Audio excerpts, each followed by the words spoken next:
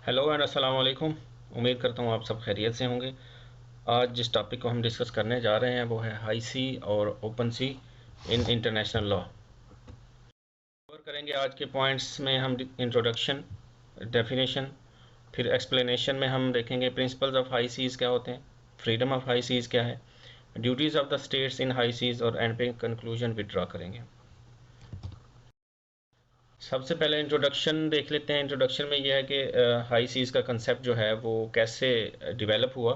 पहले स्पेन और पुर्तगाल जो हैं, ये दो कंट्रीज़ हैं जिन्होंने क्लोज सीज़ का कंसेप्ट जो है वो इंट्रोड्यूस करवाया। ये 15th और 16th सेंचुरी में, 15वीं और 16वीं सदी में इन्होंने ये कंसेप्ट इंट्रोड्यूस करवाए, जिसमें ये सी के किसी एक ख़ास पार्ट पे अपनी जो इजारादारी है उसको क्लेम करते थे। लेकिन बाद में फिर ये कंसेप्ट रिप्लेस हो गया ओपन सी या हाई सी के कंसेप्ट से, और ये सब हुआ 18th सेंचुरी में।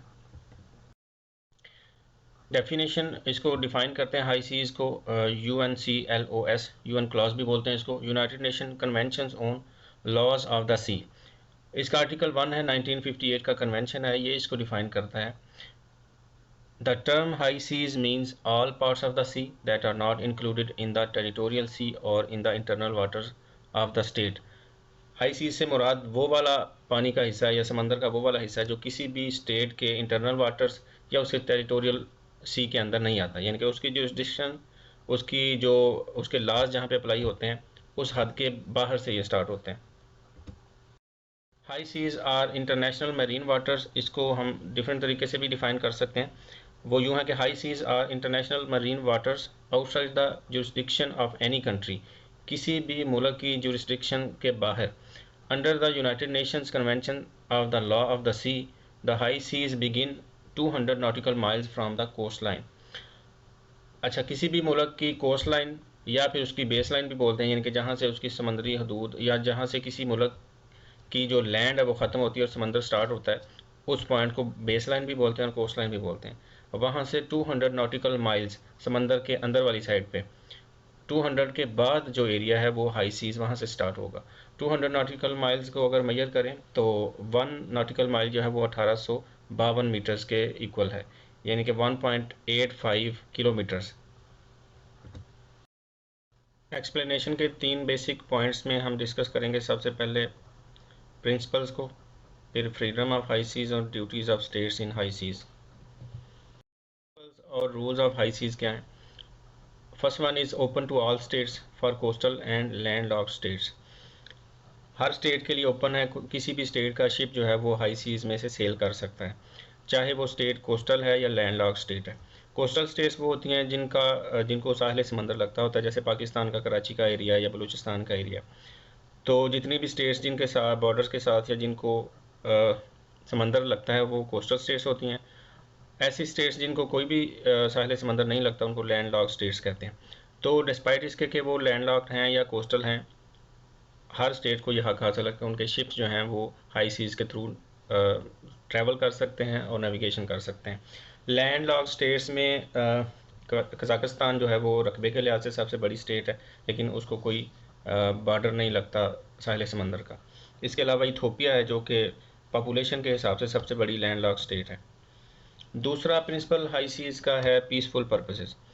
United Nation convention on laws of seas 1982 में इस चीज़ को ख़ास तौर पे इस चीज़ पे एम्फसाइज़ किया गया कि जो यूज़ ऑफ हाई सीज़ है वो ओनली पीसफुल पर्पसेस के लिए होगा, और कोई भी मुल्क, किसी भी मुल्क को ये इख्तियार हासिल नहीं है, ये हक हासिल नहीं है कि वो हाई सीज़ के अंदर अपनी सॉवरेंटी को क्लेम कर सके। तीसरा पॉइंट है jurisdiction of states on high seas, states right to sail with flag flying on the ship.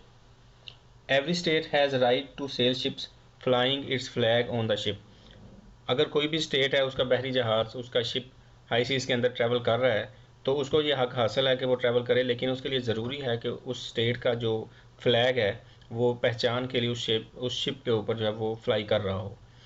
और प्रिंसिपल्स में चौथा पॉइंट है हमारे पास जुरिस्डिक्शन इन कोलिजन केसेस।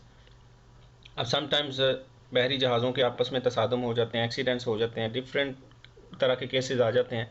तो ऐसे केसेस में जुरिस्डिक्शन क्या होगी, कौन सा कंट्री, कौन सी इंतज़ामिया किसके ख़िलाफ़ कार्रवाई करेगी। फॉर एग्ज़ाम्पल, दो शिप्स के दरमियान तसादम हुआ, किसी एक का नुकसान हुआ, तो जिसकी वजह से नुकसान हुआ, अब उस पर डिसिप्लिनरी एक्शन करना है, तो उस शिप के मास्टर पे या उस शिप के किसी भी और बंदे पे जो कार्रवाई कर सकता है वो दो सिचुएशन में हो सकती है। पहली तो वो स्टेट कर सकती है जिस स्टेट का फ्लैग उस शिप के ऊपर फ्लाई कर रहा है। दूसरी स्टेट वो कार्रवाई कर सकती है जिस स्टेट के वो बंदे नेशनल हैं, यानी कि अगर शिप का मास्टर या शिप का कोई और बंदा जो कि शिप की सर्विस में है, वो शिप किसी और कंट्री का है, लेकिन उनकी नेशनैलिटी, जो बंदों की नेशनैलिटी है, वो किसी और मुल्क की है, तो इन दोनों मुल्कों में से, यानी कि फ्लैग वाली स्टेट या फिर नेशनैलिटी वाली स्टेट, इन दोनों में से कोई एक इनके खिलाफ कार्रवाई कर सकती है। फ्रीडम्स ऑफ हाई सीज में फर्स्ट पॉइंट है नेविगेशन का। नेविगेशन का मतलब ये है कि किसी भी कंट्री का कोई शिप जब हाई सीज के अंदर ट्रैवल कर रहा है तो वो अपनी जो उनकी एग्जैक्ट पोजीशन है, लोकेशन है, उसको डिटरमिन कर सकते हैं। इसके अलावा एक पॉइंट से दूसरे पॉइंट पे जाने का जो सेफेस्ट और फास्टेस्ट रास्ता है वो भी इख्तियार कर सकते हैं, उन पर किसी किस्म की रोक टोक या रिस्ट्रिक्शन नहीं होगी। दूसरा है ओवर फ्लाइट का। हाई सीज़ के ऊपर जो फ़ज़ाई हदूद हैं उनके अंदर किसी भी मुल्क का हवाई जहाज़ जो है वो फ्रीली मूव कर सकता है, उन पर भी कोई रिस्ट्रिक्शन या किसी भी कंट्री की उधर कोई इजारादारी नहीं है। सबमरीन केबल्स एंड पाइपलाइंस तीसरा पॉइंट है। हर कंट्री को यह हक हासिल है कि वो हाई सीज़ के अंदर सबमरीन केबल्स या पाइपलाइंस बिछा सकते हैं।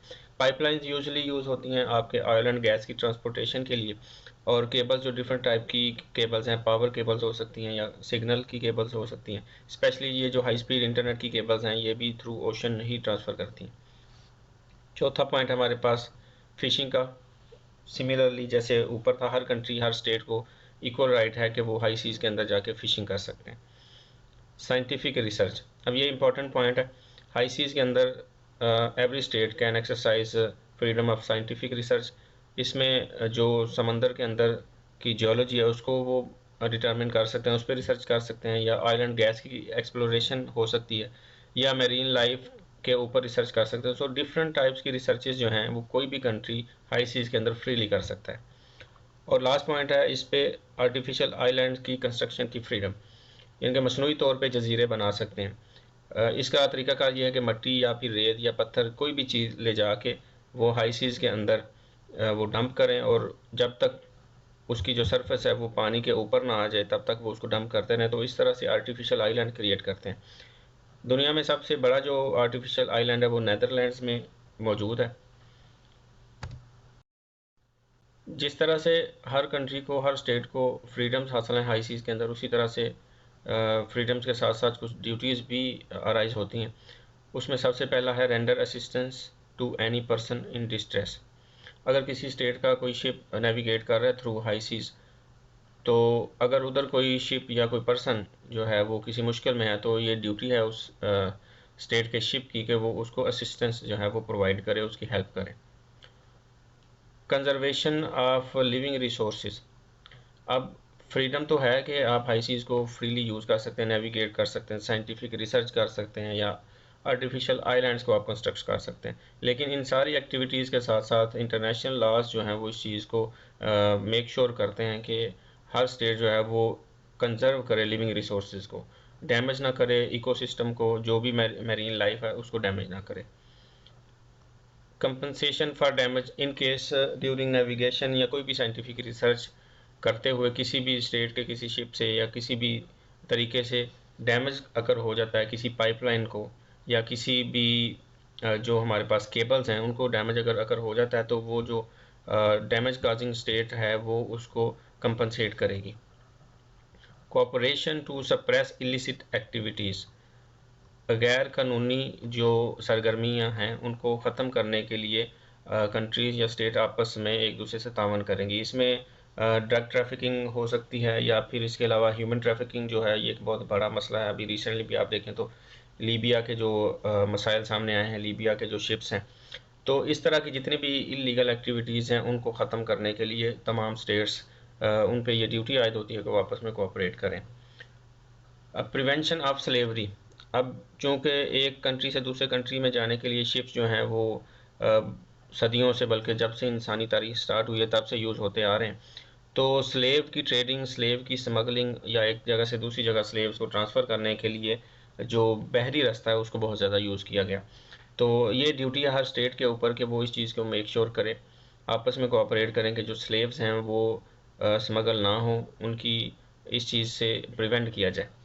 तो इसके लिए, और इन केस अगर किसी शिप पे कोई स्लेव पकड़ा जाता है तो उसको छुड़ा के, उसको आज़ाद करके उसको उसके जो ओरिजिनल नेशनलिटी है उसके हवाले कर दिया जाए। सो टॉपिक कंक्लूड करते हैं अपना हाई सीज़ का। मोस्ट इंपॉर्टेंट चीज़ ये है कि हर स्टेट को इक्वल राइट है, कोई भी स्टेट इस जो हाई सीज़ है इसके ऊपर अपनी सॉवरेंटी को क्लेम नहीं कर सकती, अपनी इजारादारी क्लेम नहीं कर सकती। No state can validly subject any part of high seas to its sovereignty. So open to all states है as discuss earlier. Respect international laws, जितने भी इंटरनेशनल लॉज हैं रिगार्डिंग मैरी टाइम या मरीन लाइफ या high seas के जितने भी international laws हैं या यूनाइटेड नेशन के कन्वेंशंस हैं, उनके रूल्स को फॉलो किया जाना चाहिए।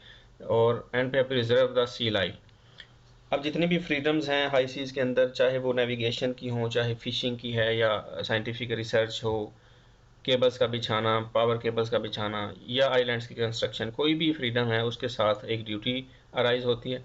और इन सारी ड्यूटीज़ का पर्पज़ ये है कि जो सी लाइफ है उसको प्रिजर्व किया जाए और किसी किस्म का डैमेज जो है वो काज ना किया जाए सी लाइफ के अंदर। Thank you so much for watching. उम्मीद करता हूँ आपको आज का ये टॉपिक पसंद आया होगा। काइंडली कमेंट करें, शेयर करें और चैनल को सब्सक्राइब करें। Any suggestions are more than welcome. Thank you so much. अल्लाह हाफिज़।